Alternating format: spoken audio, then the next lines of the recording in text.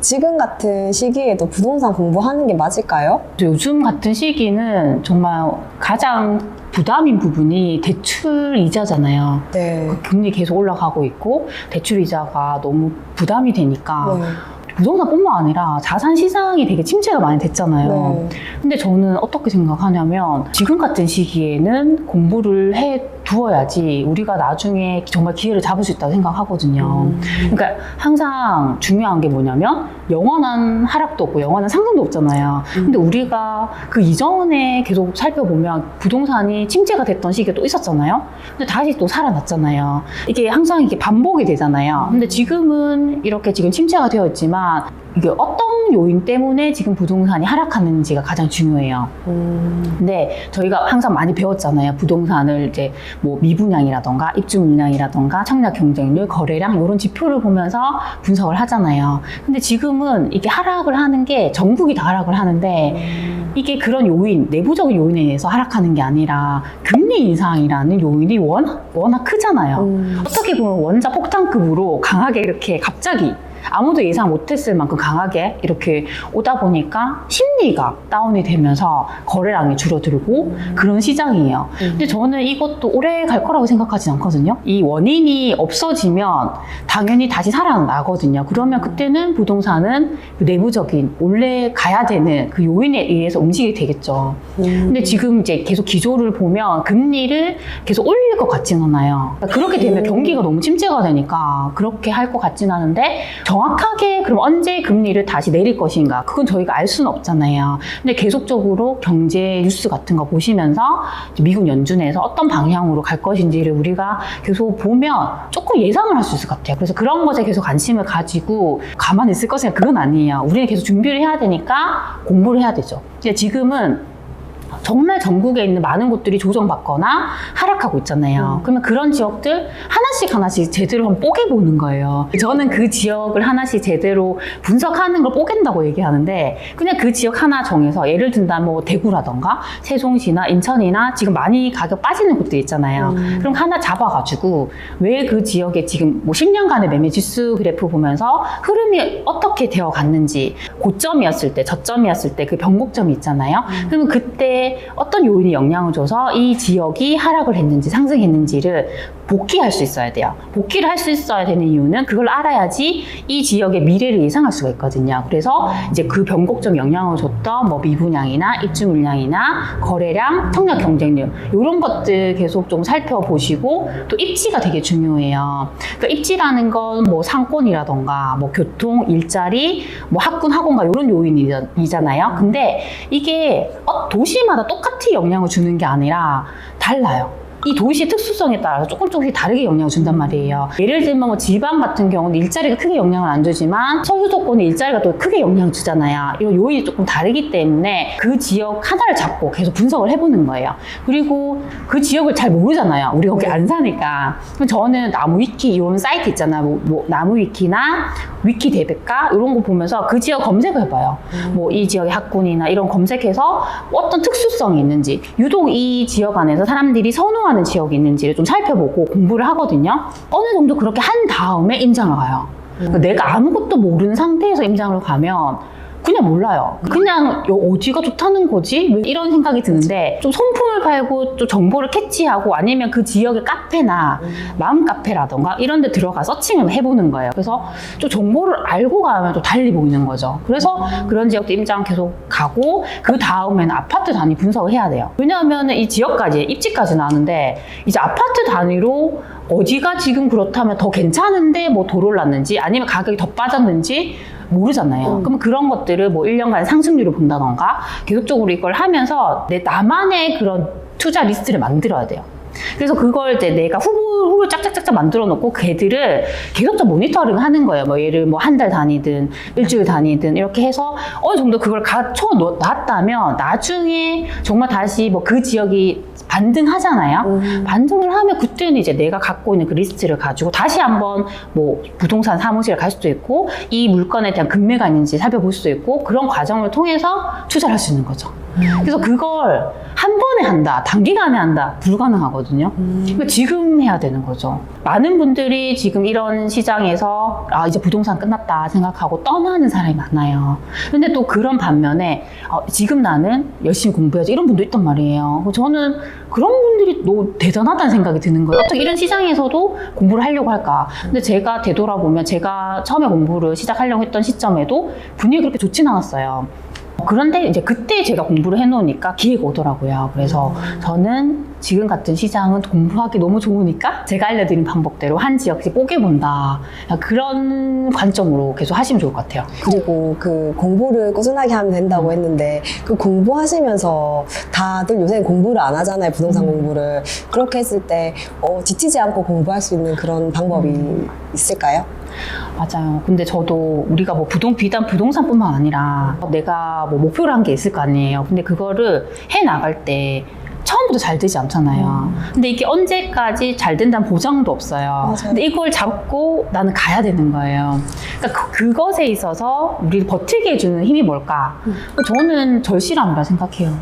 내가 부동산을 공부하든 다른 걸 한다 했을 때 그걸 하려고 했던 계기가 있을 거예요. 그러니까 저 같은 경우는 내가 너무 돈 때문에 걱정을 많이 하고 살고 내 미래가 막막하니까 더는 그렇게 하기 싫어. 그래서 이 돈에 대한 결핍이 저를 하게 움직였고 내가 그게 충족이 계속 안 됐잖아요. 공부는 하고 있지만 뭔가 내가 목표라는 게 이루지 않았잖아요. 그러니까 저는 해야 되는 거예요. 그러니까 이게 내가 얼마만큼 성장했는지 내가 보이진 않지만 저희가 뭐 게임 같은 경우는 뭐 레벨이 1단계다, 2단계다, 3단계 이게 보이잖아요. 근데 우리 인생은 그게 안 보여요. 내가 얼마만큼 했는지 알 수가 없잖아요. 그래서 그걸 할 수밖에 없어요. 그냥 하는 수밖에 없어요. 그냥 저는 어떻게 했냐면 이건 그냥 내가 해야 된다. 그걸 그냥 내 일상에 가져온 거죠. 그래서 이건 그냥 나의 일상이다. 부동산 공부는 내 일상이다. 난 그냥 하는 거야. 그러니까 이걸 뭐 어떤 이유를 붙이지 않았던 것 같아요. 나는 그냥 해야 돼. 그래 하면서 내가 그때 그 원동력에 있어서는 절실함이 계속 저를 받쳐준 거죠. 나는 그걸 해야 되고 내가 그걸 해야지 여기서 벗어날 수 있으니까 나는 해야 돼. 그래서 그걸 리마인드 하려고 했던 것 같고 그래도 힘들 때는 그런 걸 좀 도움 받을 수 있었던 책이나 영상을 많이 봤던 것 같아요. 그러니까 정말 힘든 뭐 대단한 성공하신 분들의 과거가 그분들이 처음부터 성공한 건 아니잖아요. 근데 결국 그분들도 보면 정말 힘든 시기가 있었고 극복해서 지금 잘 된 거잖아요. 그러면 그 스토리를 보는 거예요. 이 사람도 이렇게 힘들었는데 이렇게 해서 이렇게 된 거구나. 그걸 보면 위안이 되게 위안받거든요. 그리고 요즘에 제가 또 뭐 유튜브 같은 경우 잘 안 되는 거예요. 구독자도 막 정체되고 힘들어서 나 이거 포기할까? 이거 생각 진짜 많이 했어요. 근데 내가 포기를 하면 여기 끝인 거예요. 뭐 포기한다고 해서 달라지는 아무것도 없어요. 근데 내가 그래도 다른 방향으로 시도해보고 뭔가를 하면 뭔가 그 중에 그 많은 시도 중에서 하나는 바뀔 수 있잖아요. 뭔가 하나의 성과가 날 수 있잖아요. 그렇게 또 생각을 했고 그래서 또 그런 다른 분들 뭐 지금 뭐 심사임당님이나 지금 되게 유튜브 잘하시는 분들의 또 과거를 보면 그분들도 처음부터 잘한 건 아니잖아요. 그런 이야기 듣고 하니까 힘이 나는 거예요. 그래서 나는 다시 할 수 있겠어. 이렇게 힘을 내고 저는 계속 그렇게 하는 것 같아요. 저도 계속적으로 이게 힘들지 않다 그건 아니거든요. 저도 막 되게 힘든 순간이 많이 오는데 그럴 때마다 내가 왜 이거 해야 되지? 그 이유를 찾고 그러면서 뭐 다른 분들 성공한 분들의 그런 이야기를 들으면서 힘을 내고 계속 그렇게 가는 것 같아요. 그래서 이렇게 그냥 가는 게 평생 그냥 그럴 것 같아요. 우리가 포기를 하면 그냥 거기서 끝이지만 이걸 놓지 않으면 내가 오늘 그래도 정말 힘들어서 나는 10분밖에 공부 못했어. 그 10분이라도 했잖아요. 그럼 다음 날은 15분 하면 되고 20분 하면 되니까 그렇게 생각을 하면 나아갈 수 있어요. 그래서 이것만 놓지 않으면 어떻게든 성과가 나니까 전 그렇게 하시면 좋을 것 같아요. 공부를 하고 이제 언제쯤 들어가야 될까? 그렇게 볼 수 있는 그런 지표라든지 그런 게 있을까요? 그렇죠. 그건 저희가 보는 여러 가지 지표를 보지만 가장 안전하게 할 수 있는 방법은 이렇게 지역이 하락을 한다. 이렇게 10년간의 뭐 매매 지수 그래프 보잖아요. 아시일에서 보신다거나 아니면 한국 부동산원에서 볼 수가 있어요. 무료로. 그러면 중요한 건 이게 하락을 하다가 다시 반등을 해야 돼요. 그 저점 찍고 다시 얘가 돌아서야 되는데 이게 뭐 1개월, 2개월 반등했다 해서 확신이 드는 건 아닌 것 같아요. 그래서 최소한 3개월 이상 정도 얘가 확실히 가줘야지 이 지역이 다시 반등으로 돌아섰구나 볼 수 있을 것 같아요. 그래서 그걸 보고 다시 그 진입을 하는 게 저는 안전할 것 같아요. 그리고 그때 추가적으로 볼 수 있는 게 그러면 미분양이 확실하게 감소하는지 미분양이 줄어야 돼요. 그러니까 미분양이 줄어야지 그 지역이 다시 수요가 살아난다는 거잖아요. 그리고 청약 경쟁률이 정말 여기가 입지가 괜찮은 곳인데 이제 완판이 나고 경쟁률이 뭐 한 자리씩 이렇게 다 나기 시작했어. 그래야 수요가 있는 거니까. 이제 그런 지표들이 확인이 되면 할 수 있을 것 같아요. 그리고 부동산 투자하면서 제일 잘했다고 생각하는 그런 게 있으실까요? 잘했다고 생각을 하는 거는 안 그래도 이 질문 받고 되게 고민을 많이 했거든요. 근데 저는 지금 제가 했던 그 투자들이 다 잘했다고 생각을 해요. 왜냐하면 제가 처음에 정말 섣불리 막 실행부터 했던 투자들이 실패를 했었거든요. 오피스텔도 잘못 분양받아 진짜 고생 많이 했고 엄하게 뭐 구축 아파트 사가지고 고생한 적도 있어요. 근데 그렇게 그 경험을 하고 나서 제가 부동산을 공부를 해야 되는구나. 그걸 알게 됐고, 제가 뭐 부동산 관련 책도 되게 많이 보고, 실행을 하면서 되게 배웠어요. 그 방향을 그때부터 제가 확실하게 안전한 방향으로 틀었다고 생각하거든요. 그때부터 했던 투자는 다 제 생각 이상 다 가졌기 때문에 저는 잘했다고 생각을 해요. 그래서 지금은 어차피 가격이 떨어져도 제 것만 떨어지는 게 아니라 다 조정을 받으니까 저는 이걸 가지고 그 결과를 생각하진 않거든요. 어차피 내가 살 때 난 최선을 선택을 했고 얘가 가치가 그만큼 있는 애라고 저는 생각하기 때문에 다시 반등할 거라 다 생각을 해요. 그래서 그렇게 생각을 한다면 내가 했던 이 투자들이 뭐 되게 실패했다고 저는 생각하지 않아요. 네. 그러면 부동산 투자를 하면서 가장 좀 아쉬웠던 점 있으신가요? 아쉬웠던 점은 저는 이제 부동산 강의도 많이 하잖아요. 그러면 계속 투자처도 찾아요. 여기 투자하면 확실히 오를 곳을 알거든요. 근데 내가 투자금이 없어서 투자를 못할 때, 그러니까 우리는 돈이 한정돼 있잖아요. 특히나 만약 시세 차익형 투자를 한다. 그러면 투자를 해놓고 이걸 팔아야지 돈이 생기잖아요. 저도 똑같잖아요. 제가 무한정 돈이 있는 건 아니잖아요. 투자를 해놨는데 이렇게 분석을 하다 보니까 여기 너무 괜찮은 거예요. 확실히 여기 오를 게 보여요. 근데 내가 지금 당장 가용할 수 있는 투자금이 없어서 못 사는 거예요. 그것만큼 안타까운 게 없죠. 그런데 그거 어떤 식으로 제가 다시 방향을 전환했냐면 나는 못 사지만 우리 수강생들은 살 수 있잖아요. 그러면 최대한 뭐 찝어주지 못하더라도 그 방향은 말씀드릴 수 있는 거고 내가 내 돈이 들어가진 않지만 내가 모의 투자를 해볼 수는 있잖아요. 그러니까 내가 막 정리를 하는 거예요. 이 아파트는 얼마까지 갈 것 같아. 나 예상 그거 수익까지 다 적어 놓는 거죠. 근데 나중에 다 되돌아와서 봤는데 그게 그 이상으로 간 거예요. 그러면 정말 좋은 거잖아. 내가 실제 돈 투자는 안 했지만 그만큼 내가 맞췄다는 거잖아요. 그럼 내 실력이 그만큼 올라가는 거고 그런 식으로 해서 이제 그런 아쉬움을 좀 많이 달래고 있죠. 그러면 투자할 때 시드머니는 어떻게 모으셨어요? 시드머니는 저는 처음에 투자할 때 가장 크게 시드머니를 줬던 게 제가 살던 첫 집이었어요.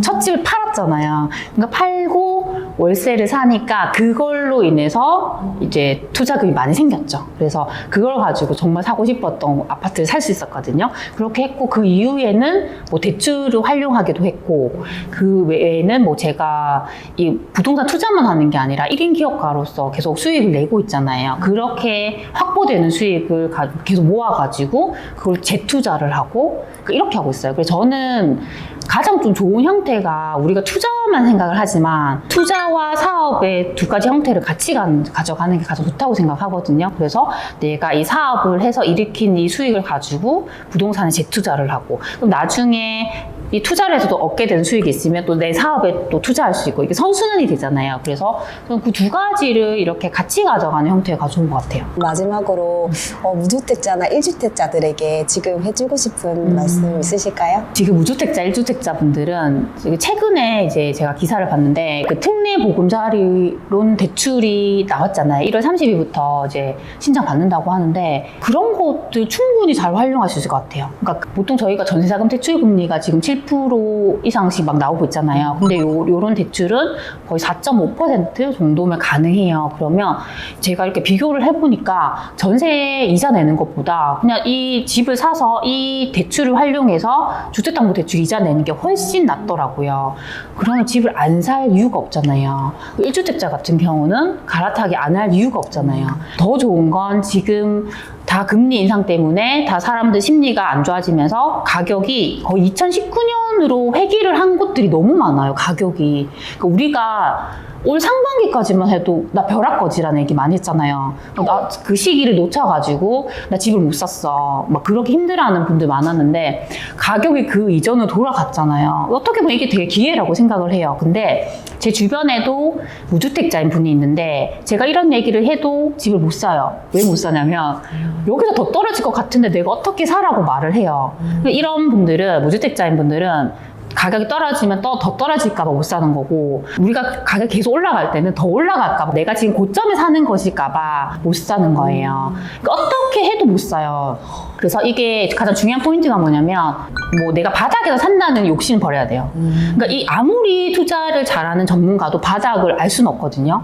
우리가 예상은 할 수 있지만 정확하게 맞출 수는 없잖아요. 그러면 그래도 예전에 내가 살려고 했던 가격보다 이게 어느 정도 떨어졌다 하면 충분히 살 수 있는 거죠. 저는 그냥 이게 투자의 관점이 아니라 그냥 내 집을 사는 거잖아요. 내 집 하나면 언제 사도 전 상관없다 생각을 해요. 왜냐면 내가 조금 고점에 샀다 해도 나중에 이게 또 떨어진다 해도 다시 반등할 수 있고, 내가 지금 되게 낮은 가격에 사면 이것보다 더 오르면 또 좋은 거고, 어차피 당장 내가 빨리 팔 건 아니잖아요. 내가 살 거니까. 어떻게 보면 주거의 안정성도 되게 중요하잖아요. 그런 관점을 접근을 한다고 하면 지금도 해볼 수 있다. 저는 그렇게 생각합니다. 네, 그래서 뭐 되게 많이 힘든 분들이 되게 많잖아요. 지금 뭐 투자를 하신 분은 투자를 해서 힘든 거고, 뭐 1주택자, 무주택자인 분들도 내가 집을 사야 되는데 또 무서워서 못 사는 거고, 뭐 대출 이자 때문에 또 힘들고, 여러 가지 다 힘드실 것 같은데, 항상 저는 나만 힘든 게 아니다. 다른 사람도 힘들다. 힘들지만 내가 이 안에서라도 내가 어떤 선택을 할 수 있는지, 나는 어떤 최선의 선택을 할 수 있는지를 생각을 하면 조금 더 지금 같은 시기를 잘 이겨낼 수 있을 것 같아요. 그래서 오늘 이렇게 제 채널에 출연해주신 그러니까 너무 감사의 말씀드리고요. 그럼 우리 다음 시간에 만나요. 안녕.